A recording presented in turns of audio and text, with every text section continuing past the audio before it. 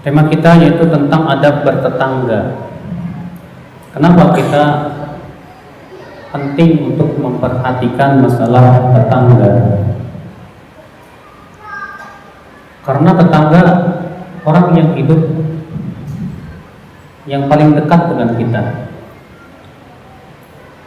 Di saat kita pergi, tentu tetanggalah yang kita amanahi untuk menjaga rumah kita. Maka dari itulah perhatian Islam tentang masalah tetangga yang besar sekali. Sampai-sampai Rasulullah SAW bersumpah dalam hadisnya, "Wallahi la yu'min," demi Allah tidak beriman. Wallahi la yu'min, demi Allah tidak beriman. Lalu ditanya, siapa wahai Rasulullah? Kata Rasulullah, alladzi la ya'manu jaruhu bawa'iqahu, itu yang tetangganya merasa tidak aman dari kejahatannya. Bahkan dalam hadis lain Rasulullah SAW bersabda, ma zala Jibril yusini bil jar hatta dhanantu annahu sayuwarrithuhu. Senantiasa Jibril berwasiat untuk berbuat baik kepada tetangga, sampai-sampai aku mengira bahwa tetangga akan mewarisi tetangga yang lainnya. Ini menunjukkan betapa agungnya hak ketetanggaan dalam Islam. Maka kita penting untuk memahami apa hak-hak tetangga yang harus dipenuhi oleh kita sebagai seorang muslim. Namun sebelumnya kita ingin mengetahui siapa sih tetangga? Kapan disebut tetangga? Apa batasannya tetangga? Ikhtilaf para ulama tentang batasan tetangga menjadi beberapa pendapat. Sebagian ulama, dan ini mazhab Syafi'iyah dan Hanabilah, mengatakan tetangga itu hitungannya 40 rumah, kanan, kiri, depan, belakang. Dan mereka membawakan sebuah riwayat tentang bahwa Rasulullah mengatakan, wal jar arba'in baitan, yaitu tetangga itu batasannya 40 rumah. Namun hadis ini seluruh ulama hadis bersepakat bahwa hadis ini sangat lemah, tidak bisa dijadikan hujah. Sebagian ulama berpendapat tetangga itu adalah yang biasa pergi ke masjid, yang bisa pergi ke masjid dengan jalan kaki, yang berkumpul itu di masjid itu, maka itulah tetangga. Sebagian ulama lagi mengatakan pendapat-pendapat yang lain, namun karena tidak ada dalil, makanya terjadi perselisihan para ulama mengenai kapan disebut tetangga. Ada sebuah kaidah mengatakan, kaidah usul fikih, dalil yang tidak ada batasannya dalam syariat, maka batasan itu dikembalikan kepada adat istiadat. Maka karena memang masalah tetangga ini tidak ada batasan dalam syariat, tidak ada dalil yang memberikan batasan secara jelas kapan atau siapa disebut dengan tetangga, maka pada waktu itu kita serahkan hal itu kepada adat istiadat di negeri kita.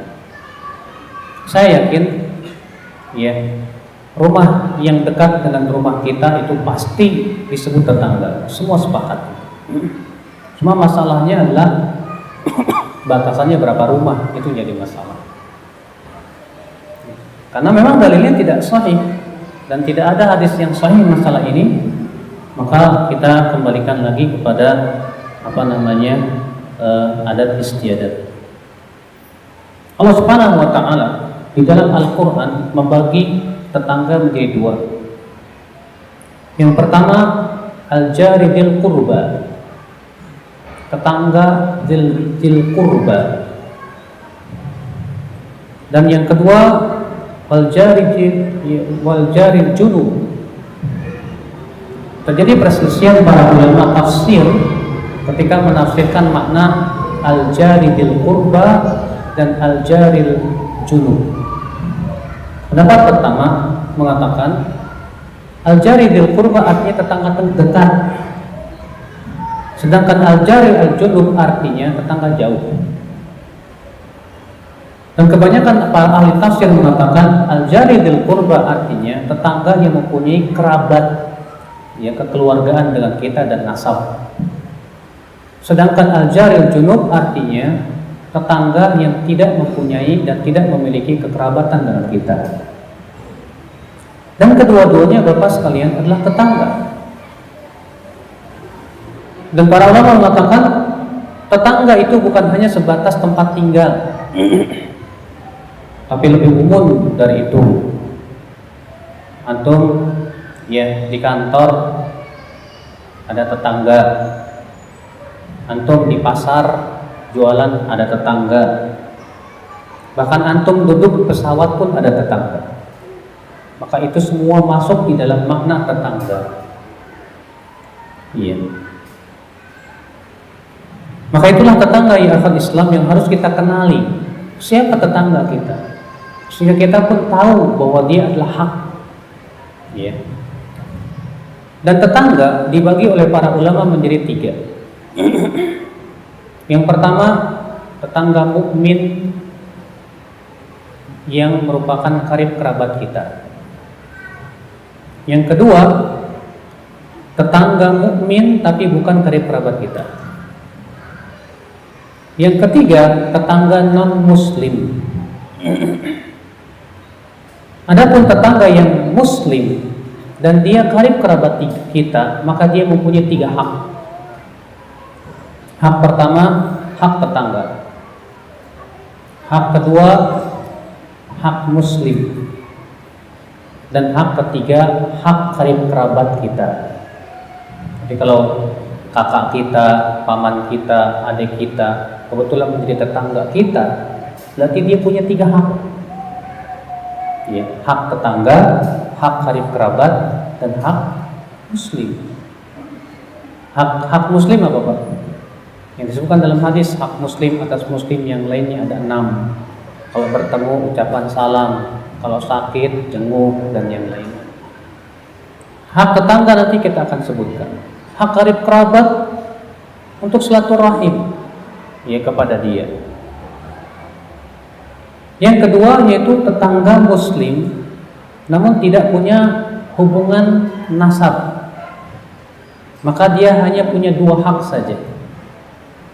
Yang pertama hak muslim, yang kedua hak tetangga. Dan yang ketiga, tetangga yang non muslim, maka dia punya hak, 1 hak. Hak apa itu? Hak tetangga saja. Ya. Lalu apa hak tetangga ya akhi yang harus kita pelihara? Ikhwatul Islam azakumullah.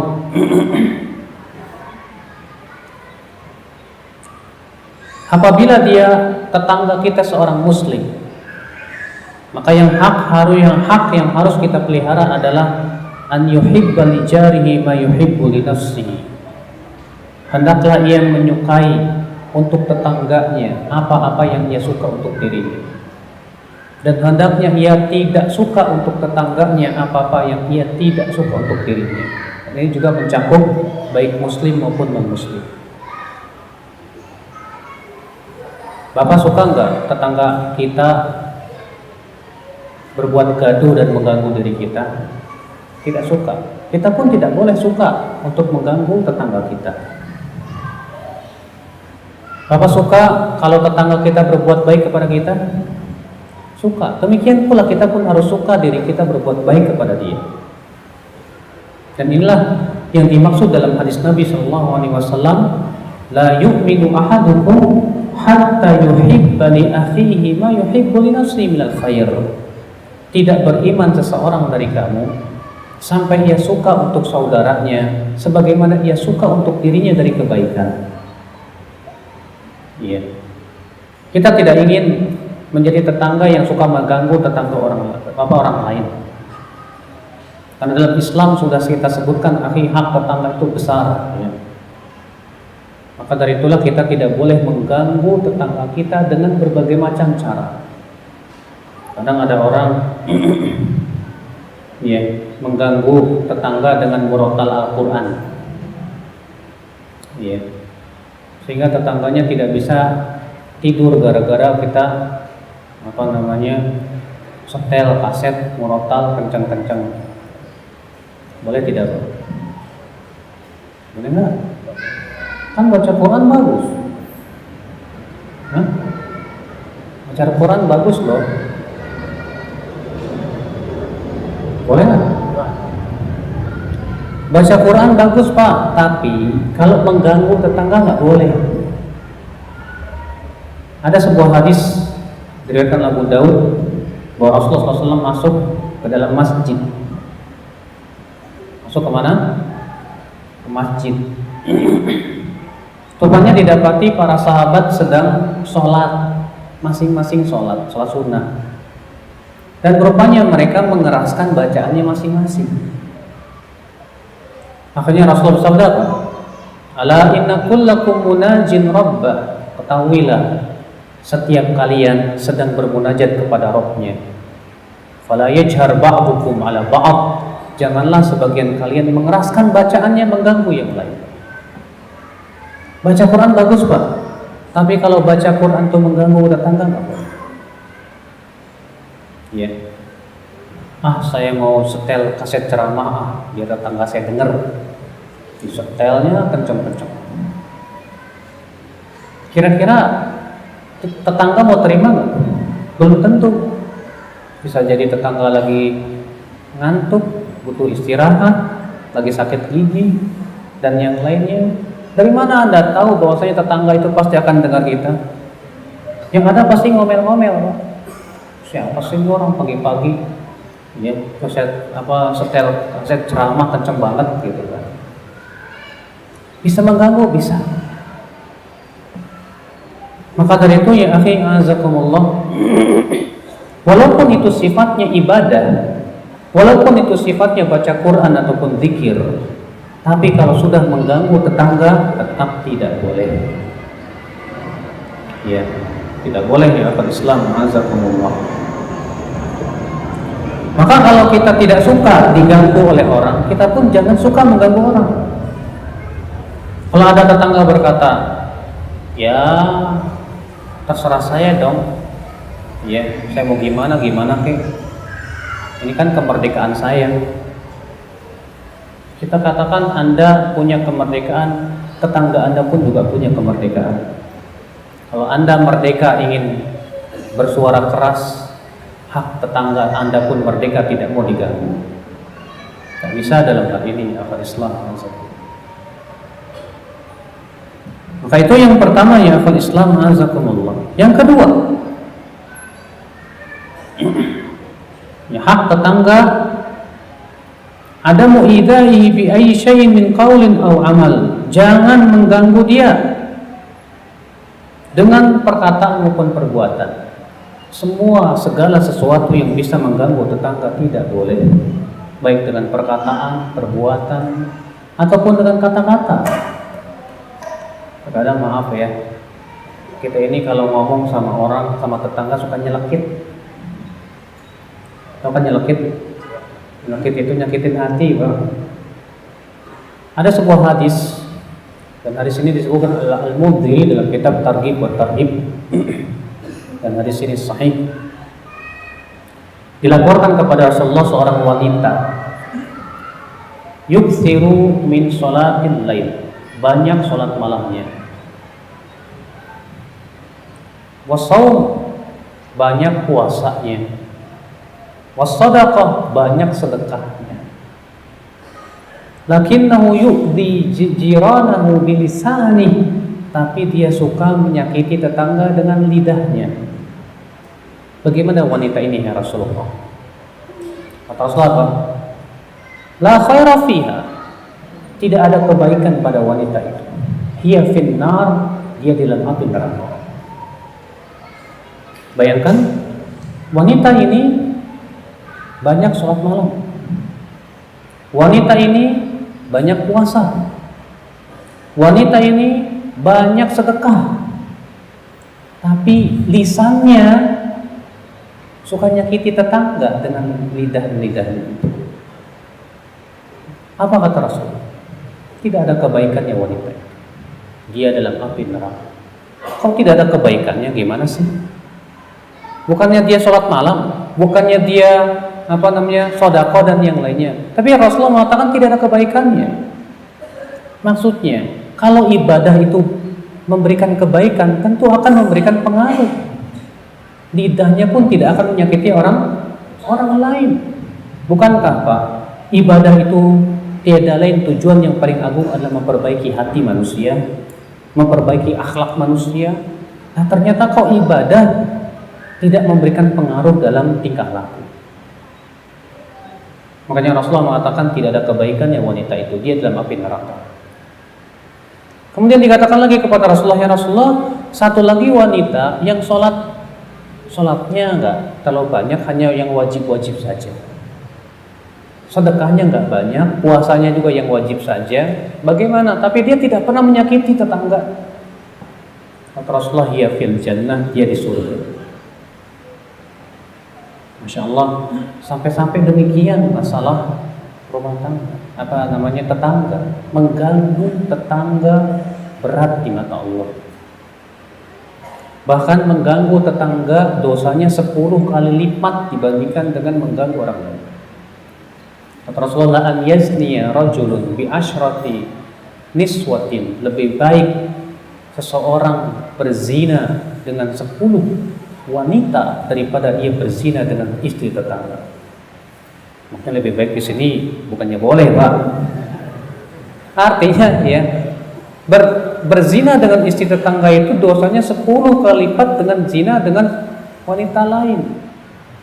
Dan zina itu sendiri sudah dosa besar gitu. Maka dari itu ya akhi, azakumullah, ini menunjukkan menyakiti tetangga pun juga dosanya 10 kali lipat dibandingkan dengan menyakiti orang lain. Karena tetangga ini orang yang harus kita hormati betul di akal Islam, azakumullah. Kemudian yang ketiga, al-ihsan ilaihi daiman, selalulah berbuat baik kepada tetangga. Selalu berbuat baik kepada tetangga. Kata Rasulullah dalam hadis riwayat Muslim, "Man kana yu'minu billahi wal yawmil akhir falyuhsin ila jarih."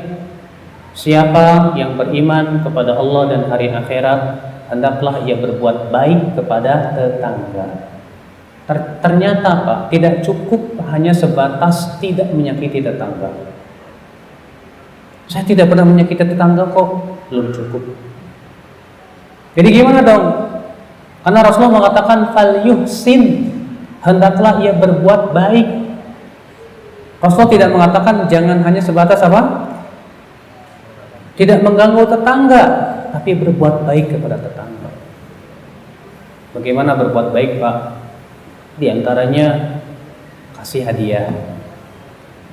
Kata Rasulullah, siapa yang masak sayur, perbanyak kuahnya. Jangan sampai tetangga cuma mencium baunya doang, Pak. Antum bikin kue enak, Masya Allah, tetangga sampai enak banget sih Abang, tapi nggak kebagian, nggak boleh.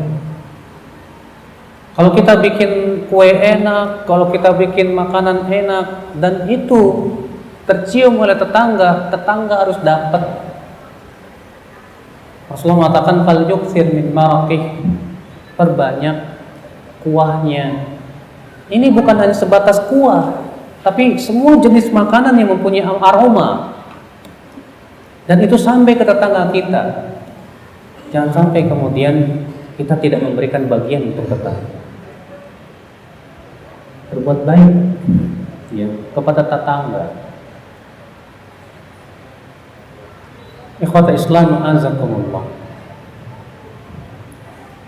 Kemudian yang keberapa? Yang keempat, muasatuhu,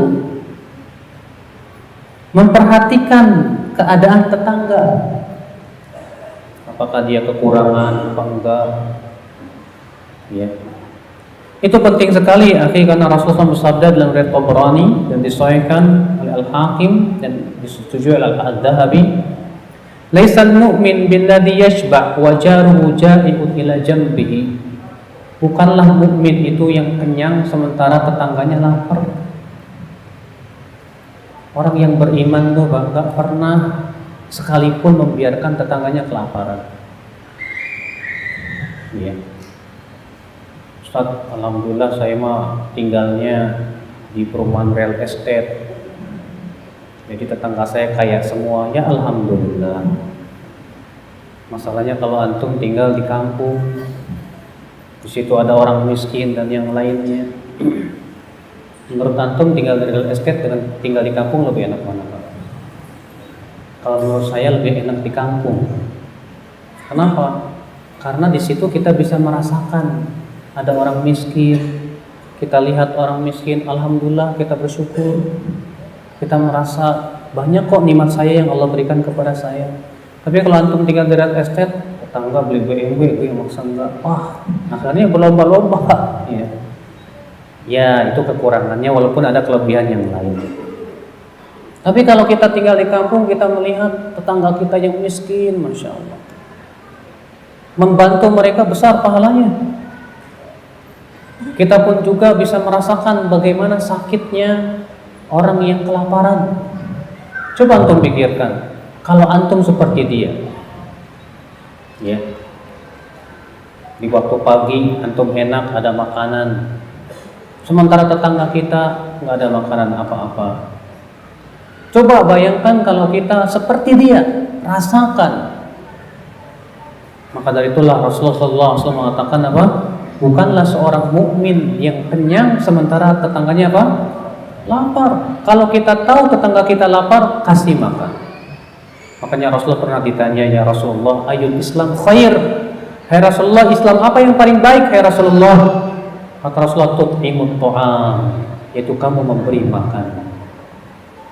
Memberi makan Islam yang paling baik. Bahkan ketika Rasulullah SAW ditanya, ketika Rasulullah mengabarkan, inna fil jannati ghurafan, sesungguhnya di dalam surga itu ada kamar-kamar yang istimewa. Yura butunuha min zuhuriha wa zuhuruha min butuniha. Bagian dalamnya terlihat dari luarnya dan luarnya terlihat dari dalamnya. Saking indahnya itu kamar. Kemudian ditanya kepada Rasulullah, ya Rasulullah, buat siapa kamar-kamar yang istimewa itu? Kata Rasulullah, liman at'amat ta'am, bagi orang yang memberi makan, wa shalla bil laili wan nasu niyam, dan sholat malam ketika orang-orang tidur, ya, wa afsyas salam, dan dia menebarkan salam. Tuh, lihat, ternyata orang yang suka memberi makan tetangga diberikan oleh Allah kamar-kamar yang istimewa, Pak. Ya. Kalau kita lihat tetangga kita terlilit hutang, bantu dia. Banyak diantara kita, Pak, maaf, cuek sama tetangga. Wallahi, saya pernah melihat ada satu keluarga susah hidupnya. Mereka anak-anak yatim semua. Rupanya ibu dan bapaknya sudah meninggal. Sementara kakaknya yang paling tua, dia yang mencari nafkah. Dan ternyata kakak tertuanya sedang sakit berat. Adik-adiknya pun kelaparan. Sementara tetangganya kaya raya. Makanya kita datangi tetangga itu, orang itu miskin. Kita bilang, kenapa kamu gak bawa ke rumah sakit? Ya tuh, tetangga kami itu memang kaya, tapi pelitnya minta ampun. Insya Allah, bayangkan, Pak. Muslim. KTP-nya Islam. Tapi subhanallah tidak ada kepedulian sama sekali kepada tetangga. Tetangganya mau miskin kayak, mau papa kayak, mau gimana kayak, bodoh amat. Tidak boleh, akhi, seorang mukmin punya sifat seperti itu. Tidak boleh. Ya. Kemudian adab selanjutnya, musyarakatuhu al-farah fil farah wal hazan wal huzn. Hendaknya kita berusaha untuk merasakan kegembiraan tetangga dan kesedihan tetangga. Tetangga gembira, kita ikut gembira. Tetangga sedih, ikut sedih. Ya. Kadang kan kalau kita ngelihat tetangga gembira bisa beli mobil, kita suka apa? Panas. Bukan malah gembira. Ya, iya. Kadang kita punya teman lagi cerita, mungkin teman itu niatnya ingin mengamalkan firman Allah, wa amma bi ni'mati rabbika fahaddits. Adapun dengan nikmat Rabbmu ceritakanlah. Dia cerita ke antum, Masya Allah, alhamdulillah saya bisa beli mobil, nikmat dari Allah. Apa kata antum? Alah, baru gitu aja cerita-cerita. Ini yang dosa siapa coba? Yang cerita apa antumnya? Antumnya. Ya. Kenapa antum kau suudzon? Mungkin dia ingin bukan mau berbangga, dia bukan mau bersombong, tidak. Tapi dia ingin memperlihatkan nikmat Allah. Dia ingin mempraktekkan ayat. Tapi kemudian kitanya malah suudzon sama orang. Seharusnya kita sebagai seorang mukmin, Pak, melihat tetangga kita gembira-gembira, melihat teman kita gembira-gembira. Ketika teman kita gembira, Masya Allah, kok kamu gembira sekali hari ini? Iya nih, alhamdulillah Allah berikan kepada saya nikmat hari ini. Kenapa? Ya, saya bisa beli rumah. Alhamdulillah, barakallahu fiik. Doain, Pak, doain. Ya. Semoga diberkahi rumah kamu itu. Mudah-mudahan diberkahi mobil kamu itu. Kekayaan yang kamu miliki mudah-mudahan berkah. Masya Allah. Coba kalau kita memperlihatkan kegembiraan kepada saudara kita. Ini enggak, ketika dia sedih kita melihatkan kegembiraan. Ketika dia gembira kita memperlihatkan kesedihan. Tidak seperti itu seorang mukmin. Seorang mukmin itu yang dia senantiasa merasakan kegembiraan seorang mukmin, tetangganya yang lain merasakan kesedihannya juga. Ya. Ikhwatul Islam, a'azzakumullah. Kemudian diantara adab tetangga yang lain,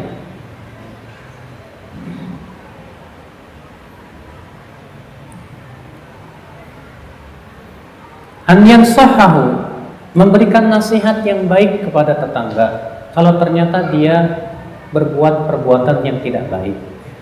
Berikan nasihat. Nah, terkadang kan tetangga kita mungkin melakukan perbuatan-perbuatan yang melanggar syariat. Ada tetangga mabuk-mabukan, ada tetangga main judi. Walaupun ingat kita tidak diperintahkan oleh Allah untuk memata-matai tetangga. Iya. Kalau tetangga berbuat maksiat di dalam rumahnya, nggak perlu kita mata-matai. Kalau kita punya tetangga yang melakukan keburukan dalam rumahnya, tidak perlu kita mata-matai.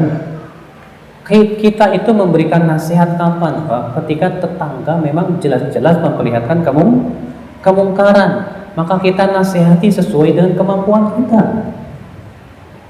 Ini penting, Bapak sekalian. Ya. Ini terkadang ikhwatul Islam, azakumullah,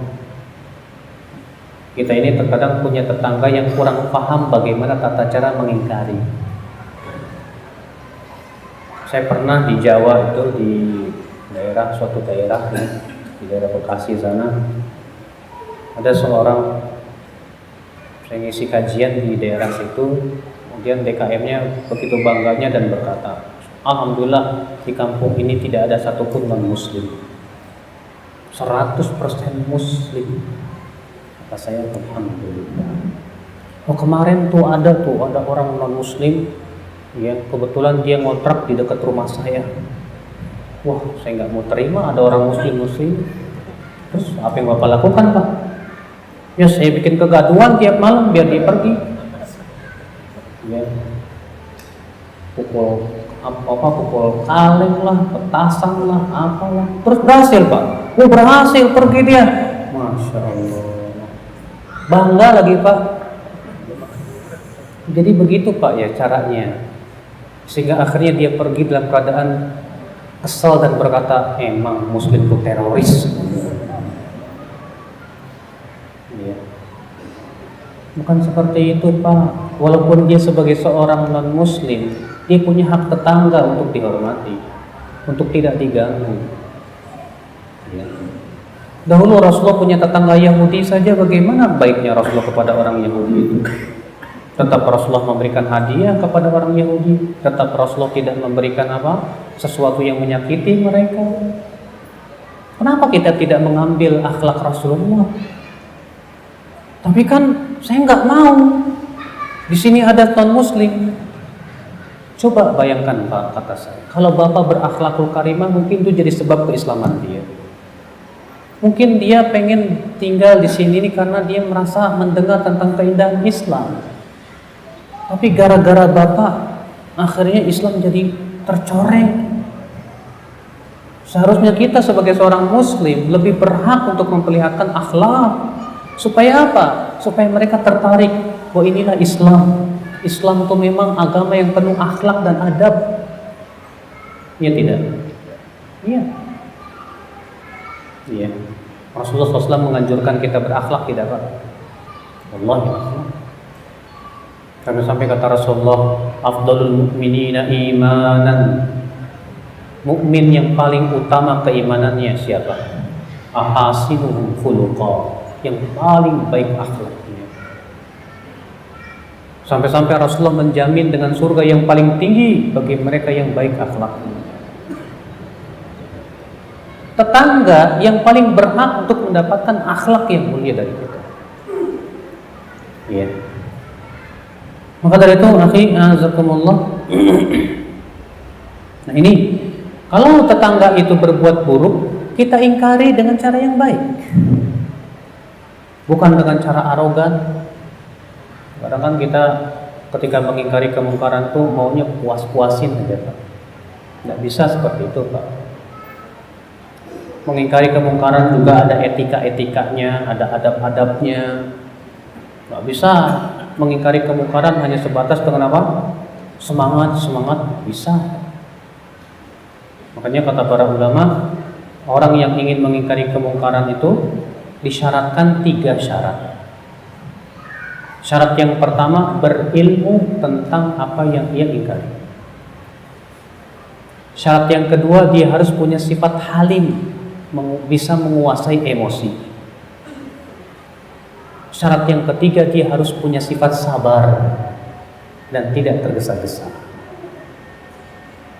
Kalau tidak terpenuhi syarat ini, maaf, dia tidak boleh mengingkari kemungkaran, karena bisa jadi malah menimbulkan mudarat yang lebih besar. Udah azan ya? Belum. Oh belum.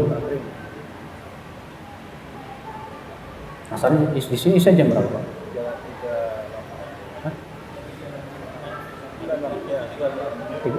Tiga empat. Oh. Maka akal Islam azakumullah. Jadi mengingkari tetangga pun juga harus dengan adab, dengan baik-baik, dengan akhlak dan yang lainnya. Ya. Kemudian ada bertetangga yang lainnya. Ta'zimu hurmatil jar wa adamu khiyanatihi. Mengagungkan kehormatan tetangga dan tidak boleh mengkhianati tetangga. Berbuat khianat itu haram. Maka pada waktu itu ya akhwat Islam, mengkhianati tetangga lebih haram lagi. Karena tetangga orang yang hidup di dekat kita, tetangga yang menjadi kepercayaan kita. Ketika kita pergi, sebagian sudah sebutkan ya, kita akan titipkan kunci rumah ke tetangga. Nah kalau tetangga kemudian mengkhianati kita, Masya Allah, betapa tidak amannya kita kalau begitu. Sementara Rasulullah mengatakan kebahagiaan hamba itu ada pada 4. Kebahagiaan hamba ada pada berapa? 4. Arba'atun minas sa'adah, kata Rasulullah. Ada 4 yang merupakan kebahagiaan hamba. Yang pertama apa? Wanita istri yang salihah. Yang kedua apa? Rumah yang luas. Yang ketiga apa? Kendaraan yang nyaman. Yang keempat, tetangga yang saleh. Ya. Kalau antum punya tetangga yang tidak saleh, suka menyakiti, saya yakin antum tidak akan bahagia. Maka dari itulah disinilah Islam ya, sangat menganjurkan kita untuk menghormati dan menjaga hak-hak ketetanggaan dan kehormatan mereka dan tidak mengkhianati mereka. Kemudian selanjutnya ya akhi, melaksanakan hak-hak muslim apabila memang tetangga kita seorang muslim. Seperti apa? Kalau dia mengucapkan salam assalamualaikum, kita ucap waalaikumsalam. Kalau kita ketemu, kita anjurkan assalamualaikum salam. Kadang kita sama tetangga cuman oi pagi pak, pagi. Jangan tapi ya. Kalau bisa assalamualaikum, waalaikumsalam. Ya. Nah, gimana kalau non muslim mengucapkan salam assalamualaikum? Jawabannya apa? Boleh jawab apa enggak? Terjadi perselisihan para ulama. Sebagian ulama mengatakan jawab khusus, cukup dengan waalaikum saja. Kalau ada non muslim berkata assalamualaikum, maka cukup jawab waalaikum. Sementara sebagian ulama lagi mengatakan jawab secara sempurna waalaikumsalam. Berdasarkan keumuman ayat wa idza huyyitum bi tahiyyatin fahayyu bi ahsana minha aw rudduha. Apabila kalian diberikan salam, maka ucapan dengan yang sama atau yang lebih baik dari itu. Ya, ini terjadi ikhtilaf para ulama tentang masalah menjawab salam non muslim. Kemudian ya akhwal Islam azakumullah, hak muslim atas muslim yang lainnya apa? Apabila dia mengundang kita, datangi undangan, walaupun cuma undangan makan pisang goreng, datang pak. Besok makan pisang goreng di rumah saya ya. Ya, datang wajib. Bahkan dalam satu riwayat orang yang tidak mendatangi undangan itu dia sudah memaksiati Rasulullah. Walaupun cuma ngundang minum kopi, datang. Besok saya ngundang kamu minum kopi di rumah saya ya. Selama kita tidak ada ya udzur, kecuali kalau udzur, aduh maaf saya nggak bisa, besok ada acara, nggak masalah.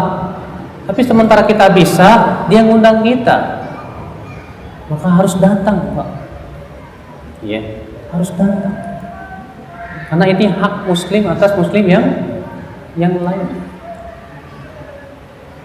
Kalau dia sakit, jenguk. Allah Rasul sabda, nanti pada hari kiamat Allah akan berfirman kepada seorang hamba, ya abdi inni marid, wahai hambaku, aku sedang sakit. Kata si hamba, ya Allah, bagaimana engkau sakit sementara engkau Rabbul Alamin? Kata Allah, tetanggamu sakit, kenapa kamu tidak jenguk dia? Sampai-sampai kalau kita nggak jenguk tetangga yang sakit, ditegur sama Allah. Nanti pada hari kiamat, tetangga kita sakit, kata para ulama, walaupun dia sakit gigi, jenguk. Cuma sakit gigi doang, jenguk. Bapak tahu pak, keutamaan menjenguk orang sakit itu luar biasa pak. Kata Rasulullah, man ada maridhan, siapa yang menjenguk tetangga di waktu pagi, salat alaihi sab'una alfa malak hatta yumsi, maka akan berselawat kepadanya 70.000 malaikat sampai sore hari. Dan siapa yang menjenguk orang sakit di waktu sore, akan berselawat kepadanya 70.000 malaikat sampai pagi. Bayangkan, amalannya ringan, cuma datang doa, datang kemudian doakan, moga-moga cepat sembuh ya. Ternyata malaikat sampai sore hari bersalawat kepada kita. Sudah azan? Itu bukan azan. Oh. Ikhwatul Islam azakumullah. Kemudian kalau tetangga kita bersin, haji, suka kedengeran. Lu baca alhamdulillah, jawab yarhamukallah. Tapi terkadang kan ada tetangga yang sengaja dikeras-kerasin gitu kan, dimain-mainin padahal kata Rasulullah kalau bersin itu hendaknya apa? Al yukhfid sauta, hendaklah ia rendahkan suaranya. Ini kerasin Ya. Maka kalau dia mengucapkan alhamdulillah, kita ucapkan yarhamkallah. Kalau dia sakit, jangan lupa melayatnya, mensolatkannya, kalau bisa sampai menguburkannya. Kata Rasulullah, siapa yang mensolatkan muslim dan sampai menguburkannya, maka dia pulang dalam keadaan membawa 2 qirab. 1 qirabnya sebesar gunung Uhud. Ya. Besar sekali Bapak sekalian.